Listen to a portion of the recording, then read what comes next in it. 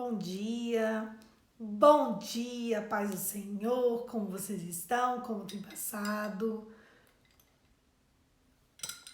Hoje é o dia que o Senhor fez, vamos nos alegrar nele.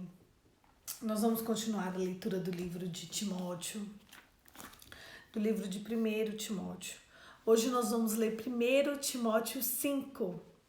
Vamos lá, vamos começar?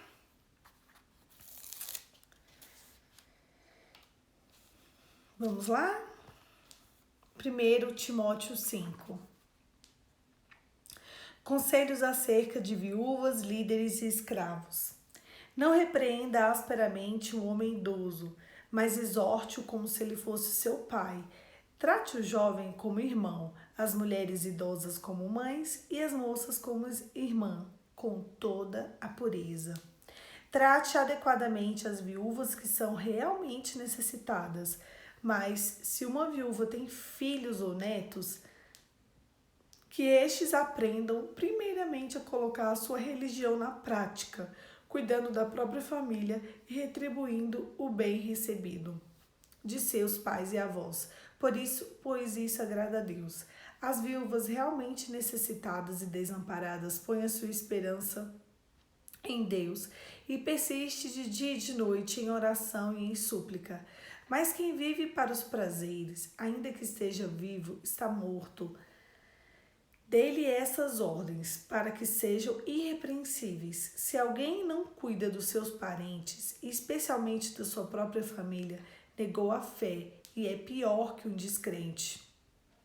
Nenhuma mulher deve ser inscrita na lista de viúvas, a não ser que tenha mais de 60 anos de idade e que tenha sido fiel ao seu marido, e que seja conhecida por suas boas obras, tais como criar filhos, ser hospitaleira, lavar os pés dos santos, socorrer os atribulados e dedicar-se a todo tipo de boa obra.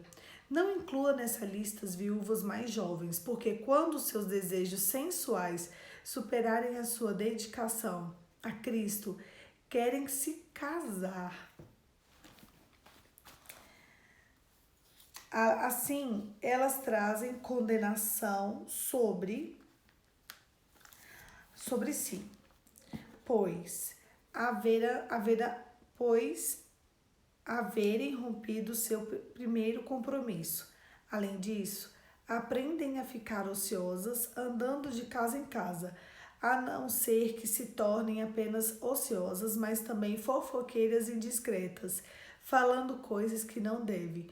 Portanto, aconselho que as viúvas mais jovens se casem, tenham filhos e administrem as suas casas, e não deem ao inimigo nenhum motivo para maledicência.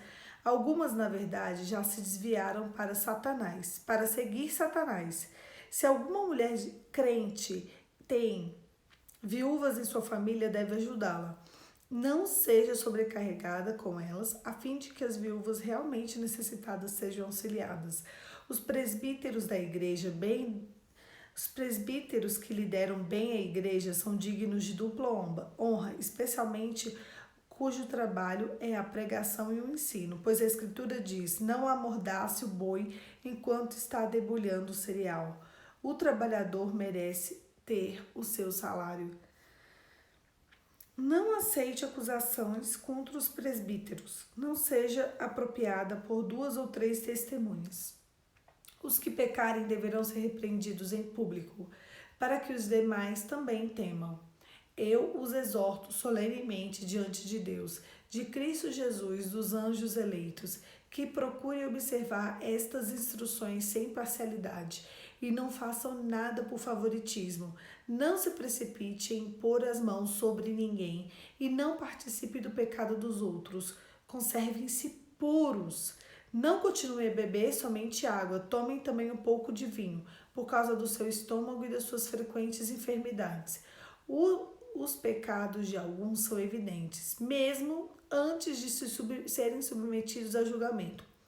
A passo que os pecados dos outros manifestam posteriormente da mesma forma. As boas obras são evidentes e as que não são podem permanecer ocultas. Tem um pedacinho aqui, já é o capítulo 6, mas eu vou ler porque dá continuidade a essa palavra, tá? Todos os que estão sob julgo de escravidão devem considerar-se seus senhores como dignos de todo respeito, para que o nome de Deus do nosso ensino não seja blasfemado. Os que têm senhores crentes não devem ter por eles menos respeito, pelo fato de serem irmãos. Ao contrário, devem servi-lo ainda melhor, porque os que beneficiam do seu serviço são fiéis e amados. Ensine e recomende essas coisas. O texto de 1 Timóteo capítulo 5, ele fala especificamente sobre viúvas, líderes e escravos. E a gente precisa observar como um cristão precisa de tratar essas pessoas. Antes de serem reconhecidos como cristãos, e só na metade do percurso que eles foram reconhecidos como cristãos, porque na verdade a religião deles se chamava o caminho. Qual que era a história? O caminho. Mas, Poliana, por que o caminho? Porque Jesus diz, olha só que coisa pesada, que Jesus disse que o Espírito Santo ia falar, esse é o caminho, ande por ele. Esse é o caminho, ande por ele. Então, os cristãos, da igreja antiga, os primeiros cristãos, eles eram reconhecidos como pertencentes ao caminho. Olha só, que caminho, Poli? É o caminho que leva ao céu. Lá no meio do contexto, depois de muita coisa, eles eram chamados de cristãos. Depois de muita confusão, que eles foram chamados de primeiros cristãos. Mas no iniciozinho de tudo, era o caminho. A gente precisa levar em consideração tudo o que foi feito para ter chegado até aqui. E nessa parte do texto, ele nos orienta acerca das viúvas. Eles dizem que as viúvas, que têm mais de 60 anos, que elas precisam ser acolhidas. Aqui ele fala sobre acolhimento. A minha pergunta para você é, você tem acolhido aqueles que precisam? Você tem acolhido aos órfãos, às viúvas? Às vezes as pessoas me perguntam, eu quero me aproximar do Espírito Santo. E eu sempre pergunto, onde é que está? Como que está as pessoas que estão à sua volta? Como que estão? Quem precisa tem seu acolhimento? Tem sua ajuda? E ele fala aqui acerca das viúvas jovens, Não se inclua nessa lista de acolhimento as viúvas jovens, porque os seus desejos sensuais superam a sua dedicação a Cristo. Ele sabia que nós, mais jovens, nós temos desejos. Nós temos sim vontade, desejos, sonhos, Nós temos condições carnais. Então ele sabia que se a gente ficasse colocando uma viúva muito jovem, e eu costumo dizer que as mulheres separadas do século XXI, elas são as viúvas que a Bíblia menciona. Sabe por quê? Porque hoje em dia, tá tão difícil. Uma mulher tá ali muitas vezes dedicada com seus erros, acertos. Quantas vezes eu vejo uma mulher reconhecer os seus erros, mas olha, nenhum erro, 80, 90% dos erros que as mulheres cometem não são erros grassos, não são erros muito graves, não são erros enormes a ponto delas serem abandonadas, não são. E ali elas são abandonadas, largadas. E aí o que elas fazem? Vão ficar a vida inteira esperando a morte? Só que assim, tem outro passo. Eu não acredito em uma mulher separada, que separa hoje e casa amanhã. Sabe por quê? Porque existe um contexto de aprendizado. E que ela não passou pelo contexto de aprendizado. Porque muitas vezes a mulher ela fica ali tentando voltar, e o marido não quer. E tem outras que elas ficam já pronto para a próxima. Sendo que o Espírito Santo, ele diz, espera, aprende de mim, analise quais são os erros que você cometeu, analise quais são as suas circunstâncias, vai ter acolhimento para você na hora certa. O problema é que às vezes a gente está tão desejosa de viver as coisas desse mundo e de viver mesmo, ter uma família. E a gente se esquece que tudo passa pelo teste do tempo. A gente fica tão aflita, tão ansiosa, sem saber como é que vai ser, minha juventude vai passar e eu vou ficar aqui nessa. E se ele não voltar? Eu sempre faço essa pergunta, porque um dia o Espírito Santo me fez essa pergunta. Ele me disse assim: Poliana, e se você não se casar? Você vai continuar me adorando? E se você não... E se eu não te der um marido? E aí eu pergunto para você, e se Deus não te der um marido? Você vai continuar adorando ele? E ali, aquele tempo que ele me falou isso, eu percebi o seguinte, que a adoração a ele, né, as coisas do Senhor, quando você está realmente realinhado às coisas de Deus, no tempo oportuno, quando o Espírito Santo de Deus verifica quais são as circunstâncias, aí lá vem essa pergunta de novo, e se ele não voltar? Como vai estar o seu coração diante de Deus? E essa pergunta, eu lembro quando ele fez essa pergunta para mim, eu chorei tanto também. Você é capaz de ser uma mulher de Deus se ele não voltar? Você é capaz de ser uma mulher de Deus se os seus sonhos não forem realizados? Se o Senhor não estender sobre você a graça que você espera que Ele estenda? Se Deus não estender sobre você a misericórdia que Ele espera, que você espera? A gente precisa entender que Deus não se atrasa. Deus não se atrasa. Deus não demora. Deus, ele faz as coisas na hora certa, no tempo certo, do jeito certo. Ele não vai resolver a tua história até que você esteja pronto para vivê-la. Eu faço divórcio, eu já vivo falando isso para vocês, que eu faço divórcios há mais de uma década. E eu faço divórcio não é só de primeiro casamento, não. É da mulher que casou a primeira vez, é da mulher que casou a segunda, é da mulher que casou a terceira.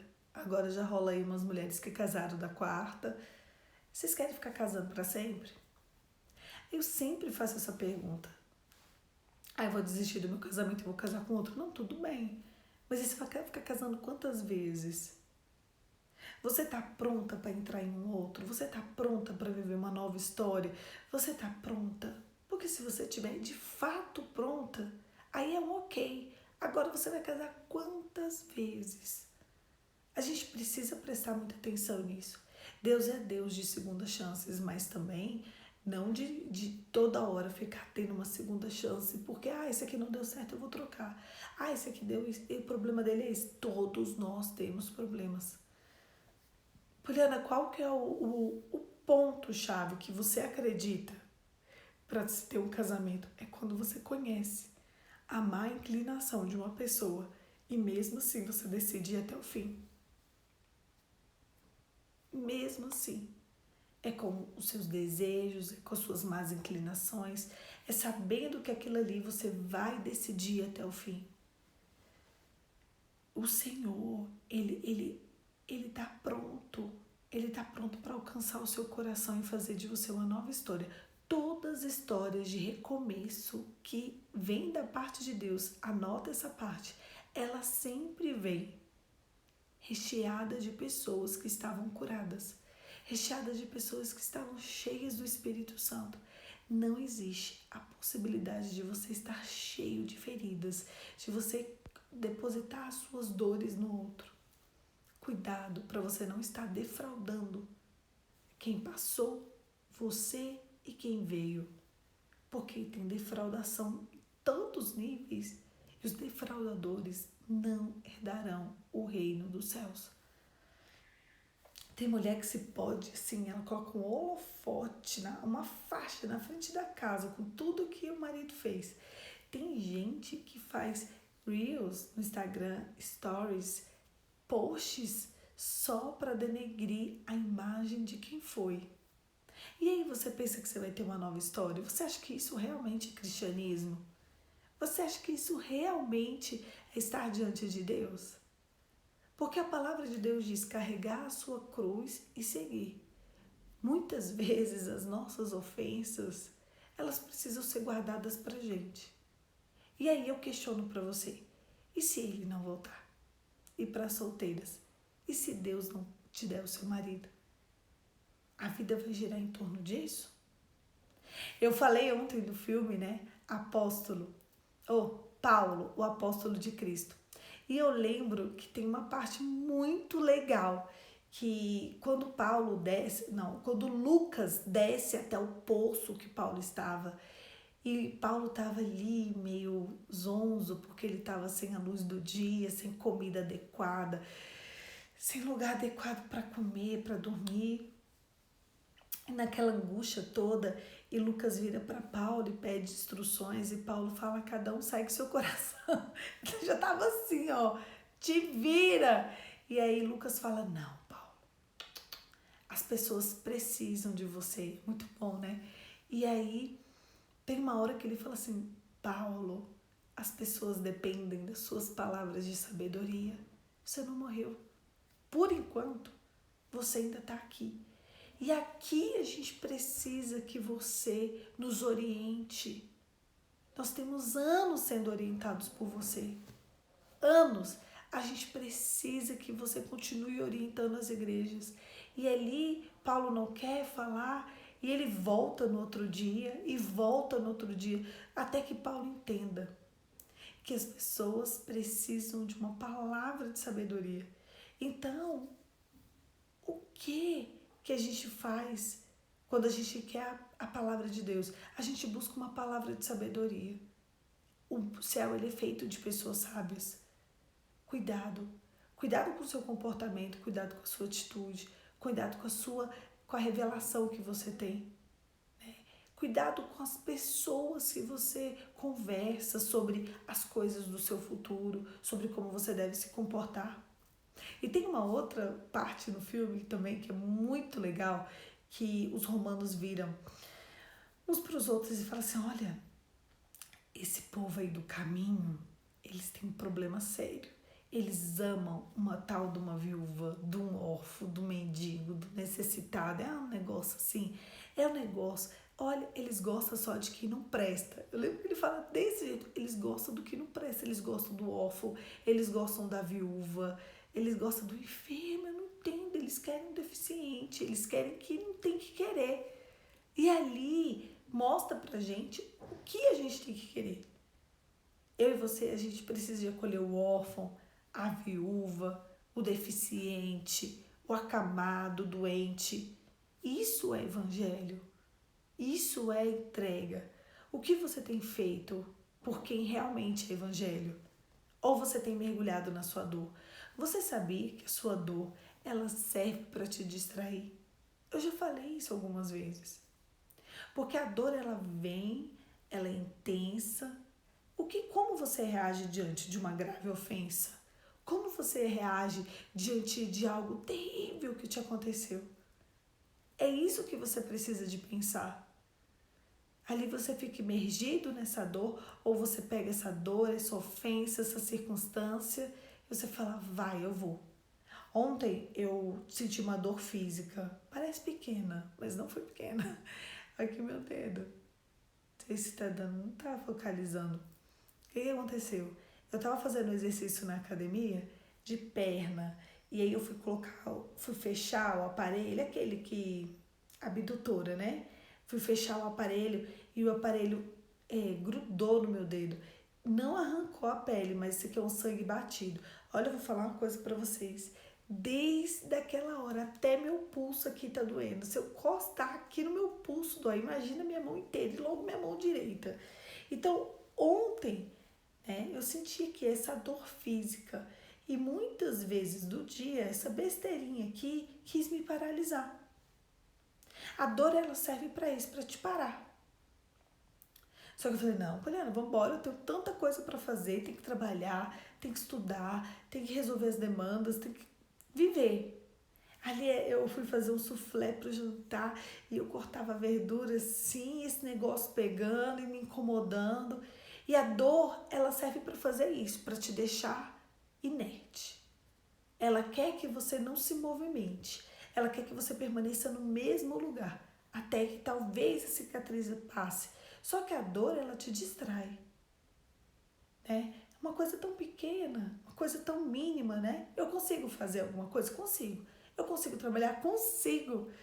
Só se superar a minha dor. Eu consigo fazer tudo, tudo, qualquer coisa normal. Mas eu preciso ir além da minha dor. Eu preciso sentir além da minha dor.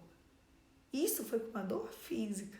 Existem dores emocionais, dores espirituais, que elas são muito fortes, muito latentes, mas mesmo é a mesma técnica, a mesma teoria, é a mesma circunstância.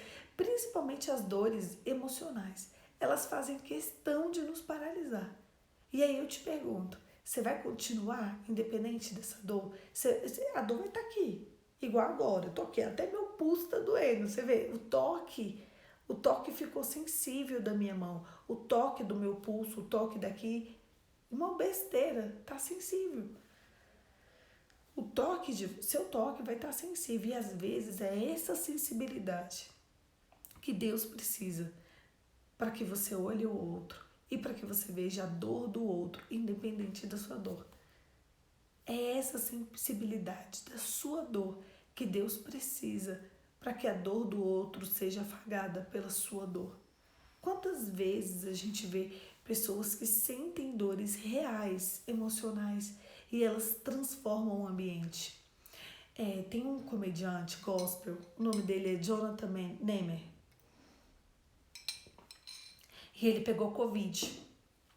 Aí você fala assim, Poliana, assim, muita gente pegou Covid, inclusive você. Sim, muita gente pegou Covid, inclusive eu. E ele pegou Covid, ficou bem. O pai dele pegou Covid, comeu capenguento, mas tá bem. E a mãe dele pegou Covid e teve que ser hospitalizada. Muita gente viu, até postei algumas vezes pra gente orar por ela e tudo. E quando parecia que ela ia melhorar, ela precisou de ir pro hospital. E quando parecia que ia melhorar, ela foi entubada. E quando parecia que ia melhorar, ela teve uma parada cardíaca, 2 paradas cardíacas, 3 paradas cardíacas. Ela teve um ataque de infecções que os médicos convidaram a família, fizeram uma reunião e falaram assim, a partir de agora, só Deus. Só Deus. E ele tem 3 meses que o riso dele virou uma dor. O gozo dele virou choro. Ele não faz vídeo de comédia. Acabou. A única coisa que ele sabe fazer é mergulhar naquele universo que ele está vivendo. A dor dele proporcionou coisas incríveis, sabia? Nossa, Poliana, a mãe tá ali morrendo no hospital, sim. Todos os dias, dos últimos 3 meses, ele foi para a porta do hospital que a mãe dele estava para orar. Todos os dias. Todos, sem exceção. Vocês têm noção?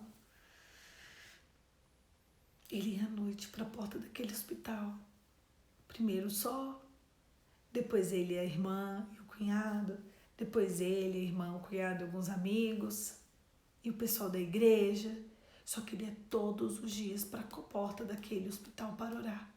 E a primeira coisa que a dor dele ensinou ele foi sobre fé. A segunda coisa que ele fez, ele começou a ver a necessidade de quem sofre. Ele começou a enxergar a necessidade do ferido. A dor proporciona aprendizados que nem os maiores risos nos daria. Sem a dor, a gente não consegue. Sabe o que ele fez? Ele começou a levantar campanhas na internet para comprar pasta de dente para as UPAs. Ele comprou colchões adequados para os doentes que estão há muito tempo acamados, porque ele percebeu que se a mãe dele não tivesse um colchão, ela não ia ter corpo. 3 meses parada ali, ela precisava de um colchão especial. Mas não era a mãe dele que precisava, era todo mundo. Ele fez campanha de tudo que vocês puderem imaginar. Tudo. Nesses últimos 3 meses, o hospital daquela cidade teve tudo o que não teve durante essa pandemia. Mas tudo, vocês não fazem ideia. Eram caixas. Teve uma vez que ele levou tantas, centenas de caixas. Sabe, as pessoas doaram tantas coisas. Meu Deus do céu. Quando eu vi ali, eu me arrepiava inteira. O que a dor tem te feito? Porque só de mortos no nosso país nós temos 500 mil mortos. Então, a família de alguém morreu, alguma pessoa. Nós provavelmente conhecemos pessoas que morreram. Qual foi o comportamento dessa família? Dessas pessoas com essa dor? Sabe? O que a dor tem feito? Vocês viram que a dor paralisa muitos? Quantas pessoas dessas 500 mil pessoas que faleceram que vocês viram fazer o que ele tem feito? Deus sabia que precisava deixar a mãe dele ali para ele arrastar uma multidão de pessoas a fazer boas obras. Muitas vezes, você já parou para pensar um pouquinho? E agora é sério?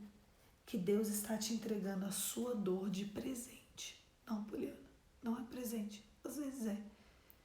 Para que a sua dor sirva a outras pessoas. E se Deus quiser fazer isso com você? Te tornar uma pessoa mais sensível, te tornar uma pessoa mais amável, te tornar uma pessoa acolhedora, te tornar uma pessoa que vê a dor do outro e se compadece, te tornar uma pessoa sábia, te tornar uma pessoa dedicada, te tornar uma pessoa amável, doce, sensível, elegante, gentil, te tornar alguém apropriado. E se Deus estiver te entregando essa dor justamente para isso, para você se tornar uma pessoa apropriada. Paulo, quando ele estava à beira da morte, nesse filme que eu mencionei, ele escreveu a carta aos Romanos. Essa carta que eu estou lendo para vocês agora de Timóteo, Coríntios, ele escreveu a carta de Éfeso. Ele estava falando sobre o amor no dia que ele foi surrado, no dia que ele foi covardemente surrado mais uma vez. As costas dele minavam sangue e ele estava falando sobre o amor. Quando eu e você sentimos uma dor, algo real, uma ofensa, nós precisamos transformar isso em misericórdia. Olha só, tem esse serial killer aí, esse Lázaro, só passa isso o tempo inteiro na televisão. E meus avós assistem televisão. Então, a hora que eu desço as escadas, a televisão tá ligada nesse tal desse serial killer. Não tem outro assunto. É assim, coronavírus, falar mal do Bolsonaro e o serial killer. Aí vem mal do Bolsonaro. Só tem isso na televisão. Só. É só isso. Acabou. Não há outro assunto. Às vezes tem a morte de alguém. Pronto. E eu vi ontem, enquanto eu passava lá embaixo, que tava assim. Lázaro, né? Esse serial killer Lázaro. Alguém falou que Lázaro teve problemas na infância, traumas na infância. Se eu abrir o chat, quer dizer, eu vou abrir o chat, conversem aqui comigo. Quem aqui teve problemas na infância? Eu sou a primeira a escrever eu. Quem aqui teve traumas na infância? Se você não teve, por favor, escreve eu não, pra gente saber se você é uma exceção. Porque olha só, se a gente for, na hora que vocês forem escrevendo, eu não, a gente vai observar que a grande maioria de nós teve algum problema na nossa formação. Aí, eu também. Eu, e não foi pouco, eu. Olha só um kkk, todo mundo. E quem assistir esse vídeo depois vai saber, ó, não tem uma aqui falando que não teve. Eu tive. Eu. Se eu abrir a minha infância aqui para vocês, meu Deus, se eu abrir a infância de vocês aqui para os outros, meu Deus, sabe? Ele faz isso porque ele teve problemas na infância. Amada, amado, oi? Todo mundo tem problema. Todo mundo tem tribulação. A vida é difícil, vocês estão achando que a vida é fácil? A vida não é o feed do Instagram. A vida não é o feed do story do Instagram. Não é o Facebook. Não é. Coloca isso na cabeça de vocês. A vida é a vida acontecendo. Todo mundo teve problema. Então agora que eu tive problema na minha infância, eu vou ser uma serial killer e vou matar todo mundo. Eu vou ser uma pessoa amarga, ou vou ser uma pessoa rude, ou vou ser uma pessoa que vai tratar o meu... Esse é o problema. Porque muitas vezes a gente teve problema na infância, a gente teve problema na nossa formação, e a gente se casa e trata o cônjuge mal. Vocês entenderam? Às vezes a gente tem problema assim na nossa infância, na formação da nossa vida, e a gente trata o nosso subordinado mal. A gente quer tratar o nosso superior hierárquico mal. A gente quer tratar as pessoas à nossa volta como se elas tivessem problema com a nossa dor. Aqui ele termina o texto dizendo sobre os escravos, que são os empregados, né? Olha, se você tem um patrão que é crente, você é crente também, trata ele muito melhor porque ele é crente. E às vezes, por conta da nossa formação ter sido deficitária, a gente quer tratar o outro pessimamente. A gente acha que o outro tem problema com a gente. Esse moço tem problema aí de atacar todo mundo. E você, qual é o problema? E eu, qual é? Ah, porque teve isso na minha infância, porque teve isso na minha adolescência, então eu sou assim. Não, você é assim por quê? Você é assim porque você pegou a sua dor e você está se distraindo com a sua dor a sua vida inteira. Tem 40 anos você está distraído com a sua dor. Tem 50 anos você está distraído com a sua dor. Tem 30. Ah, tem 25 anos. Não, chega, né? Tá na hora de parar. Tá na hora de entender que as coisas acontecem na nossa vida por um motivo. E todos esses motivos são motivos de crescimento. Então, eu e você precisamos de olhar para o órfão, para o ferido, para o que sofre, por mendigo. Eu fico impressionada que os cristãos, que se dizem cristãos, que abram a boca para dizer eu sou cristão, olha para o mendigo e fala, eu não vou dar dinheiro para o mendigo. Por quê? Porque ele vai gastar o dinheiro com droga. Nossa, você é Deus. Você tem essa capacidade de julgamento assim. Ah, ele vai gastar com droga. Ah, ele vai comprar 1 litro de cachaça. E se comprar? E se comprar? Ah, ele vai gastar o dinheiro com coisa que não deve. Então, alecrim dourado, que nasceu no campo sem ser semeado, santa anja do Senhor, santo anjo do Senhor. Então, você também só gasta seu dinheiro com coisa apropriada. Ninguém nunca comprou uma roupinha que não serviu, que não usou, que teve que dar, que vender. Você nunca fez uma compra que não tinha necessidade. Comprou o que não precisava com dinheiro que não tinha. Foi isso? É isso. Você nunca fez isso? Olha pra mim. Nunca. Nossa, pra que eu fiz isso? Pra que você fez isso? Então, porque eu vou fomentar o uso de drogas. Que conversa, se ele não pegar o seu dinheiro, vai pegar o do próximo. É a sua oportunidade. Então quer dizer que você sabe mais do que Deus. Você sabia que Deus, às vezes, coloca pessoas em estado de mendigância na nossa frente para testar uma virtude chamada generosidade. Sabe, às vezes você passa 5, 10, 15 anos chorando de joelhos, clamando ao céu por uma misericórdia. Aí Deus envia um teste para você, que é aquele mendigo sujo, fedorento, cheio de bicho, com cheiro de álcool, nojento mesmo, alguém não aprazível, para virar para você e falar, me dá uma moedinha. E você fala, nananina não. Vai ter cidadania. Vai procurar ajuda. Não vou fomentar seu uso de drogas. Acabou, perdeu, já era. Um beijo, um abraço, tchau. E continua chorando aí mais 15 anos para ver se a generosidade alcança você. A palavra de Deus, ela é cheia de relatos assim.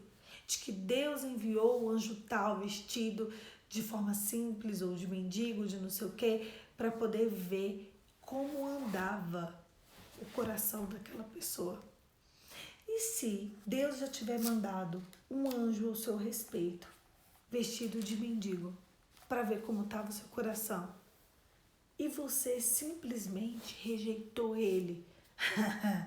E você tá na estaca zero. Você tá aí do jeito que você tá. Você continua clamando pela mesma coisa. E o pior, quando Deus olha para você, quando ele se inclina para a humanidade e vê o seu clamor, ele fala: mas, gente, eu já fiz o teste para ver se você passar, você não passou. Aí Deus faz assim, ó. E aí você fica pro resto da vida chorando pelo mesmo motivo, orando. Ou ficando mais e mais tempo. O que a dor tem feito com o seu coração? Ela tem te feito ser generoso?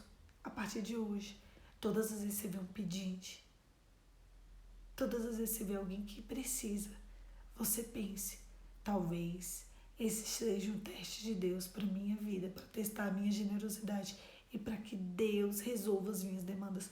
Todo mundo que eu vejo que precisa, mas é todo mundo. Gente, eu ajudo muita gente. E às vezes, se eu não tiver dinheiro, não tiver recurso, eu junto meus amigos. Quem é meu amigo sabe. De vez em quando, eu mando um WhatsApp. Ó, transfere dinheiro para conta tal. Tô mentindo? Quem é meu amigo aqui? Que tem amigo meu aqui que eu já fiz isso. Manda dinheiro para conta tal. Tem gente precisando de ajuda. Tá? Toma esse Pix aí, ó. Transfere dinheiro para essa conta. Eu faço isso. Às vezes eu pego aqui no Instagram, publico no Instagram, vejo alguma coisa que realmente vai ser acessível pra gente. Publico no Instagram, vamos ajudar essa pessoa. Aí eu sou a primeira, já transfiro um dinheirinho pra conta dessa pessoa. É verdade. Eu junto a galera pra transformar a vida de outras pessoas. O que você tem feito? E se Deus colocou alguma pessoa na sua frente como teste e você rejeitou? Porque o seu dinheiro não pode ser os R$ 5. Nossa, os seus R$ 5. Meu Deus, os seus R$ 5. Ai, R$ 5. Ai, R$ 30. Ai, tá. R$ 50. Ai, tá. Pelo amor de Deus, gente, acorda. O que é cristianismo? Quais são as boas obras que você tem praticado? Onde está o seu cristianismo? A minha pergunta para você hoje, é com ela que eu quero encerrar, é: onde está o seu cristianismo? Você acha que o cristianismo que você tem feito, que você tem exercido, está te levando para perto de Deus? Onde está o seu cristianismo? Onde está? Porque hoje o conselho de Paulo era: cuide do órfão, cuide da viúva, cuide de quem precisa, cuide do enfermo, cuide do escravo. Seja amável, seja gentil, acolha. Tá precisando, oferte. Aqui ele não fala: mas eu tô precisando mais. Tá nada. Qual é a necessidade de quem tá à sua volta? Vai lá e faça o que tem que ser feito. Onde está o seu cristianismo? Onde está? Será que Deus não espera que você exerça graça e exerça misericórdia para que os outros entendam onde está o seu cristianismo? Feche seus olhos e vamos orar. Pai, em nome de Jesus, te louvamos porque o Senhor é bom. Te louvamos porque as tuas misericórdias se renovam a cada manhã. Nos perdoe, Pai, por todas as vezes que a generosidade bateu na nossa porta e nós fechamos a porta. Nos perdoe, Pai, por todas as vezes em que o Senhor enviou o aflito, o ferido de alma, e nós simplesmente o rejeitamos. Nos ensine a ser pessoas bondosas e generosas conforme a Tua palavra. Em nome de Jesus. Amém. Amém, querido. É isso. A pergunta que fica é: onde está o seu cristianismo? Onde está?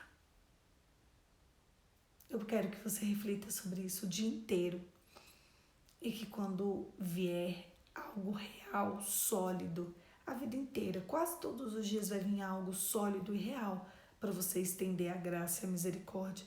A graça e a misericórdia de Deus é estendida sobre a sua vida o dia que você passa a estender a graça e a misericórdia, ainda que diante da sua pequenez. É isso. Um beijo. Fica com Deus. E até amanhã, 5h45 eu tô aqui esperando vocês pra gente continuar o nosso devocional.